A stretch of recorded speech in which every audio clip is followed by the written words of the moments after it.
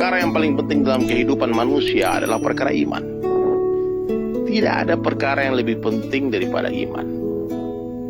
Iman ini lebih penting daripada duit, rumah, kendaraan, pangkat, jabatan. Lebih penting daripada suami, daripada istri, daripada anak, daripada teman-teman.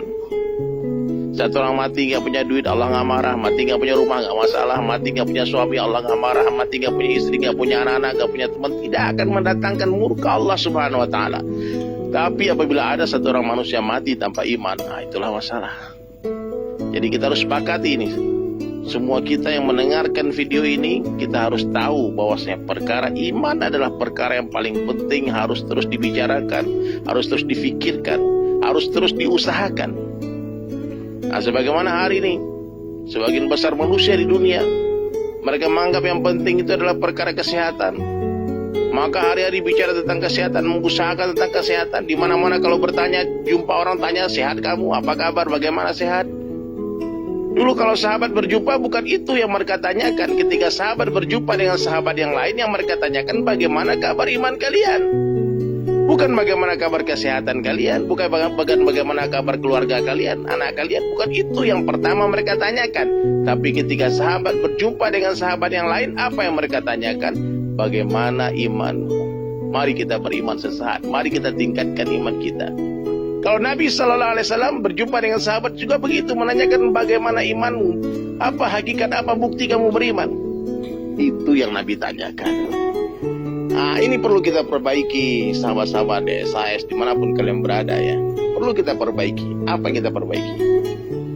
Nah, bahwasanya pembicaraan, perkataan, perbuatan yang paling penting, urgensi yang pertama, yang utama yang kita tanyakan, kita bicarakan, pikirkan adalah tentang iman. Karena iman adalah syarat kita masuk surga, itu iman. Kalau amal-amal itu hanya menentukan level kita di dalam surga. Tapi iman yang bercampur dengan kesyirikan, Allah tidak akan terima. Sebagaimana kita tidak mau menerima minyak bercampur dengan air.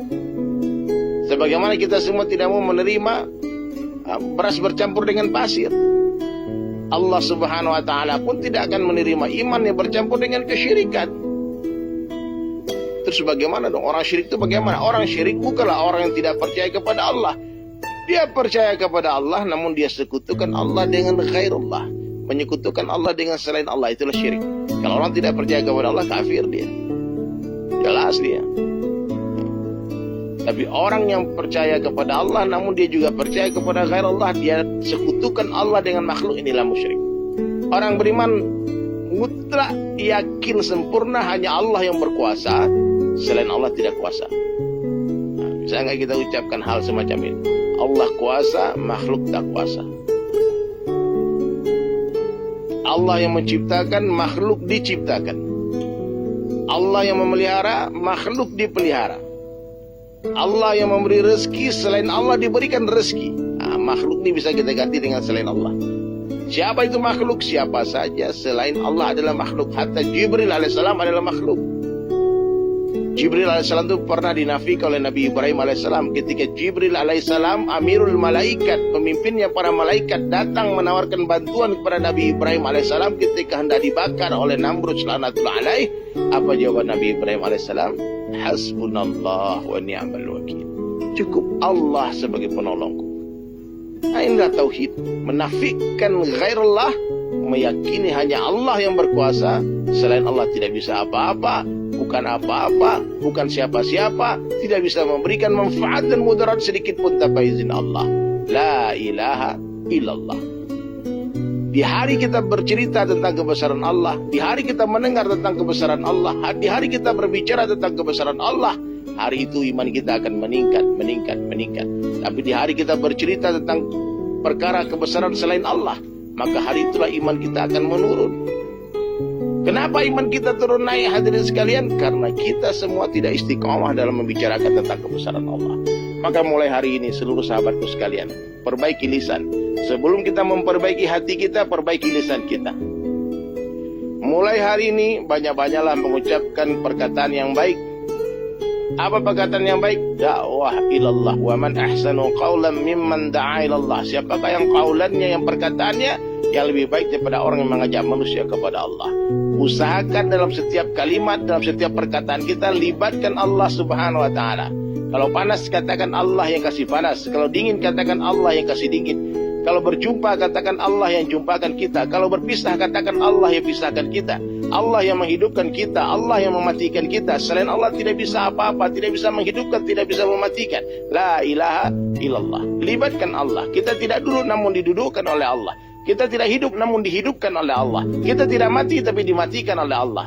Kita tidak berjalan namun diperjalankan oleh Allah. La ilaha illallah. Kita tidak ada tapi kita diadakan oleh Allah. Dunia ini tidak ada, dunia ini pun diadakan oleh Allah. Bahkan surga dan neraka tidak ada, surga dan neraka pun diadakan oleh Allah. Allah Subhanahu wa Ta'ala itu ada sebelum seluruh makhluknya ada, dan Allah Subhanahu wa Ta'ala akan tetap ada setelah seluruh makhluknya sudah tidak ada. Seandainya seluruh makhluk sepakat mengatakan Allah tidak ada, Allah Subhanahu wa Ta'ala akan tetap ada. Kenapa demikian? Karena Allah Subhanahu wa Ta'ala itu sudah ada sebelum kata-kata ada itu ada, dan Allah Subhanahu wa Ta'ala akan tetap ada setelah kata-kata ada itu sudah tidak ada lagi. La mawjud illallah, la ilaha illallah. Renungkan muzakarah singkat ini. Penuhi hati dengan kebesaran Allah. Ingat, hati seperti singgasana. Siapa saja yang dulu di sana akan menjadi raja. Siapa yang tidak mau menghambakan dirinya kepada Allah, dia pasti akan menjadi hamba selain Allah. Siapa yang tidak mau menghambakan diri kepada Allah, maka dia akan menjadi hamba selain Allah. Maka takutlah hanya kepada Allah Ta'ala saja. Cintailah Allah Ta'ala melebihi segala-galanya. Siapa yang berangkat meninggalkan dunia dalam keadaan hati mencintai Allah dan Rasulnya melebihi siapapun termasuk dirinya sendiri, maka itulah kejayaan, itulah kesuksesan yang besar, itulah keagungan yang besar. Maka banyak-banyaklah ucapkan la ilaha illallah.